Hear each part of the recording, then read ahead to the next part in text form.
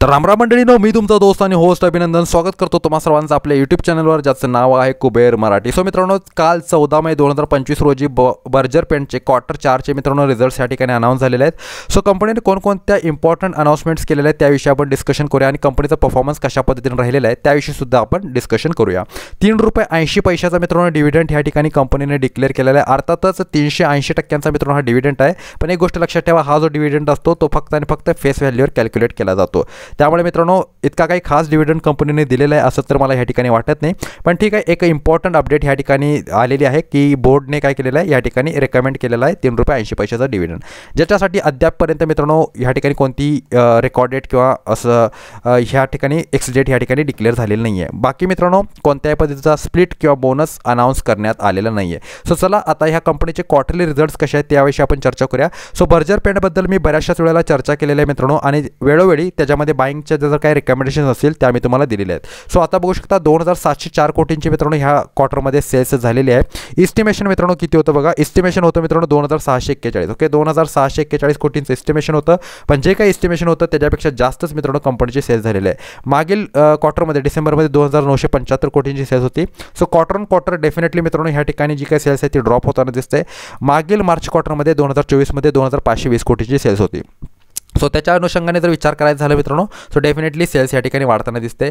2276 कोटींचे मित्रांनो कंपनीचे एक्सपेन्सेस आहेत. अर्थातच एक्सपेन्सेससुद्धा ह्या ठिकाणी थोडेसे मागील क्वार्टरपेक्षा कमी झालेले आहेत, आणि मार्च क्वार्टरचा मित्रांनो जर विचार केला तर ह्या ठिकाणी थोडेसे एक्सपेन्सेस काय आहेत, हाय आहेत. अर्थातच मित्रांनो जरा सेल्स ड्रॉप झाल्यामुळे काय झालेलं आहे, एक्सपेन्सेससुद्धा आपल्याला कमी दिसत आहेत. ऑदर इन्कमचा विचार केला, 26 कोटींची ऑदर इन्कम आहे. 15 कोटींचा मित्रांनो कंपनीने इंटरेस्ट पे केलेला आहे. ओके, आणि नेट प्रॉफिटचा विचार केला तर 263 कोटींचा नेट प्रॉफिट आहे. मागील क्वार्टरपेक्षा नेट प्रॉफिटमध्ये सुद्धा मित्रांनो घसरण आपल्याला पाहायला मिळते आहे. आता जे काही एस्टिमेशन होतं नेट प्रॉफिटचं ते किती होतं, 237 कोटींचं मित्रांनो काय होतं एस्टिमेशन होतं. पण डेफिनेटली मित्रांनो जे काही एस्टिमेशन होतं त्याच्यापेक्षा जास्तच या ठिकाणी नेट प्रॉफिट निघून आलेलं आहे असं आपल्याला दिसतंय. सो बर्जर पेंटमध्ये मित्रांनो जे काही मोमेंटम होत नाही त्याचं सगळ्यात मोठं कारण म्हणजे जे काही हाय कॉम्पिटिशन मार्केटमध्ये सध्या पेंट सेक्टरमध्ये अवेलेबल झालेली आहे, त्याच्यामुळे मित्रांनो कुठे ना कुठे मार्जिनवरती त्याचं प्रेशर येताना आपल्याला दिसतंय. बरं, आणि तुम्ही बघू शकता एशियन पेंटमध्ये सुद्धा मित्रांनो मोठी घसरण आपल्याला पाहायला मिळते, फक्त आणि फक्त ह्यूज कॉम्पिटिशन वाढल्या कारणाने. ओके, पण बर्जर पेंटची एक खास गोष्ट आहे की बर्जर पेंट अजूनसुद्धा त्याचे जे काही लेवल्स आहेत ते सस्टेन करण्याचा प्रयत्न करतोय. अत्यंत स्ट्रॉंग जी काही ब्रँड व्हॅल्यू आहे ती बर्जर पेंटची ह्या ठिकाणी दिसून येते.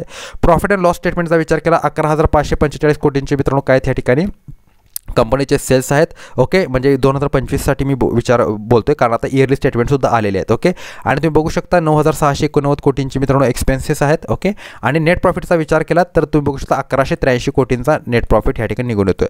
सो सर्वात चांगली गोष्ट मित्रांनो ही आहे की इतकी ह्यूज कॉम्पिटिशन फेस करूनसुद्धा कंपनीचा जो काही नेट प्रॉफिट आहे तो इयर ऑन इयर बेसिसवरती, क्वार्टर ऑन क्वार्टर बेसिसवरती आपल्याला कुठेतरी वाढताना दिसतोय, जी की एक उत्तम गोष्ट आहे. आणि सेल्स ग्रोथ तुम्ही बघू शकता 10 वर्षामध्ये 11% सेल्स ग्रोथ आणि 16% प्रॉफिट ग्रोथ आपल्याला दिसते. ओके, सो एक चांगली गोष्ट आहे. आणि बर्जर पेंटबद्दल मी तुम्हाला मित्रांनो सांगितलं होतं, जेव्हा हा स्टॉक मित्रांनो ₹450 रेंजला आलेला आहे तेव्हा मी तुम्हाला बाईंगची रेकमेंडेशन ह्यामध्ये दिलेली आहे. आणि तुम्ही बघू शकता पुन्हा एकदा ह्यामध्ये काय झालेलं आहे, एक अप मोमेंटम आपल्याला पाहायला मिळते. अर्थातच ही काही जी काही मोमेंटम आहे ती काही जास्त फार मोठी मोमेंटम नाही आहे, पण ठीक आहे मित्रांनो, स्विंग ट्रेडिंगच्या पॉईंट ऑफ व्ह्यूने मित्रांनो हा स्टॉक खूप चांगल्या पद्धतीने परफॉर्म केलेला असं आपल्याला ह्या ठिकाणी दिसतंय. आता तेजी ह्यामध्ये कधी बोलू शकते. सो मित्रांनो बघा, तेजी जर ह्यामध्ये आपल्याला हवी असेल, सो माझ्या मते सध्या तरी मित्रांनो तेजी इमिडिएटली येणार नाही. जे काही इम्पॉर्टंट लेवल असणार आहे तेजीसाठी, ओके, ते हे वाले असणार. ओके, म्हणजे साधारणतः मला असं वाटतंय की हे जे काही इम्पॉर्टंट लेवल्स आहेत ₹622. ओके, मी ह्या ठिकाणी लिहून ठेवतो, ₹622 वर ज्या वेळेला हा स्टॉक मित्रांनो सस्टेन करायला सुरुवात करेल, एक मोठी तेजी आपल्याला ह्या ठिकाणी काय मित्रांनो एक्सपेक्टेड आहे. मग माझ्या मते साधारणतः ₹700 पर्यंतचे लेवल्स, ओके, ₹713 पर्यंतचे लेवल्स या ठिकाणी आपल्याला येत्या काही दिवसात दिसू शकतात. ओके, जर इन्व्हेस्टमेंट मित्रांनो तुम्हाला करायची असेल तर माझ्या मते ₹650 लेवलवरती जर हा स्टॉक तुम्हाला मिळाला तर डेफिनेटली तुम्ही इन्व्हेस्टमेंट करू शकता. करंट लेवलवरती पण इन्व्हेस्टमेंट करू शकता आणि ₹650 आसपास तुम्ही पुन्हा एकदा हा स्टॉक ॲव्हरेज करू शकता. अर्थातच सध्या ह्यूज कॉम्पिटिशनमुळे मित्रांनो ह्यांच्या मार्जिनवरती प्रेशर होते, त्याच्यामुळे काय झालेलं आहे स्टॉकमध्ये मित्रांनो एक कन्सॉलिडेशन फेज आपल्याला पाहायला मिळतोय. पण ज्या वेळेला मित्रांनो हे 622 लेवल जे आहे ते क्रॉस होईल, डेफिनेटली एक चांगली तेजी आपल्याला स्टॉकमध्ये पाहायला मिळणार आहे. सो आशा करतो हा व्हिडिओ तुम्हाला आवडला असेल. व्हिडिओ आवडला असेल तर व्हिडिओला लाईक करा, शेअर करा, चॅनलला सबस्क्राईब करा. भेटतो पुढील व्हिडिओमध्ये. तोपर्यंत good bye, take care and a good time. Thank you very much to all of you.